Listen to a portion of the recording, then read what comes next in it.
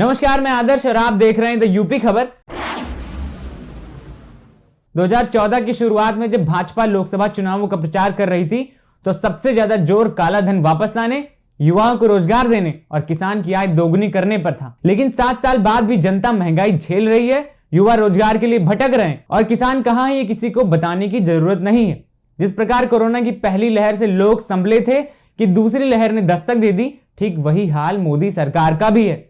जनता मोदी जी की पहली लहर अभी झेल ही रही थी कि दूसरी लहर में पेट्रोल डीजल सिलेंडर वाली महंगाई ने कमर तोड़ दी।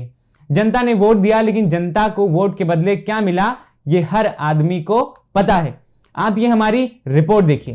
प्रधानमंत्री मोदी ने वादा किया था कि वो 2025 तक भारत की जीडीपी को $5 ट्रिलियन यानी 5 लाख करोड़ की बना देंगे। लेकिन उनका सपना अब पाइपलाइन में अटका नजर आ रहा है, क्योंकि इस सुस्त इकोनॉमी सिस्टम में सिर्फ सिस्टम ही अपने पटरी पर आ जाए वही काफी। देश और देश के सबसे बड़े सूबे में हेल्थ सिस्टम, अर्थव्यवस्था, किसानों की स्थिति और रोजगार पर नजर डाले तो आज भी वो समस्या ज्यों की त्यों बनी हुई। योगी और मोदी सरकार लाख दावे कर ले विकास और विकास के नए इबारत की, लेकिन सच तो यही है कि बीजेपी के दांत खाने के और जबकि दिखाने के कुछ और ही हैं। पीएम मोदी और सीएम योगी पिछले 15 दिनों में कई स्वास्थ्य परियोजनाओं का शिलान्यास और उद्घाटन कर एक दूसरे की पीठ थपथपा चुके हैं। लेकिन सच्चाई क्या है? कोरोना की दूसरी लहर में देश और खासकर उत्तर प्रदेश ने बता दिया, लोग एम्बुलेंस बिना सड़कों पर मर रहे थे। सोशल मीडिया पर लोग ऑक्सीजन ऑक्सीजन चिल्ला रहे थे, बिना ऑक्सीजन के अस्पतालों में मर रहे थे और सरकार समस्या को समस्या मानने को भी तैयार नहीं है। कोरोना में देश की इस दुर्दशा की तस्वीरें पूरी दुनिया ने देखी, लेकिन योगी सरकार ने कोविड प्रबंधन में खुद को अव्वल बताया।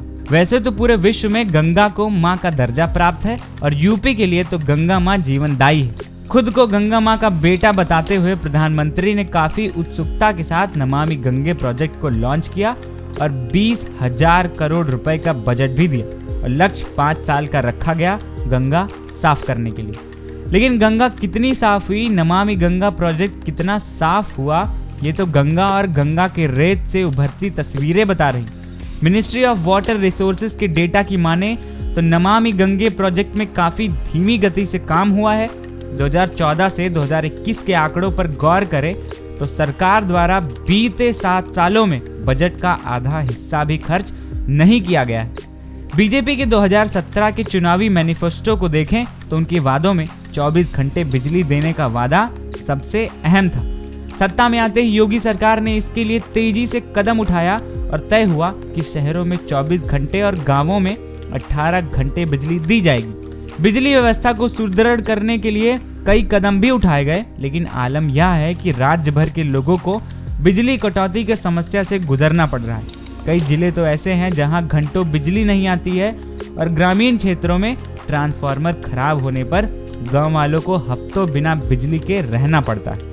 मैनिफेस्टो में कुछ और लुभावना था तो वो था यूपी में गड्ढा मुक्त सड़कें। सरकार ने 100 दिन के भीतर सभी सड़कों को गड्ढा मुक्त करने का लक्ष्य तय किया था और कुछ सड़कों के गड्ढे भरे भी गए।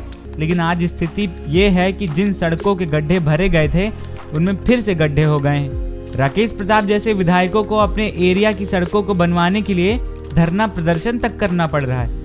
बस्ती में तो सत्ताधारी विधायक को सड़क न बनवाने के लिए लोगों ने जबरदस्त विरोध का भी सामना करना पड़ा। फिलहाल आज की इस खबर में इतना ही। बाकी खबरों के लिए बने रहें द यूपी खबर के साथ। नमस्कार।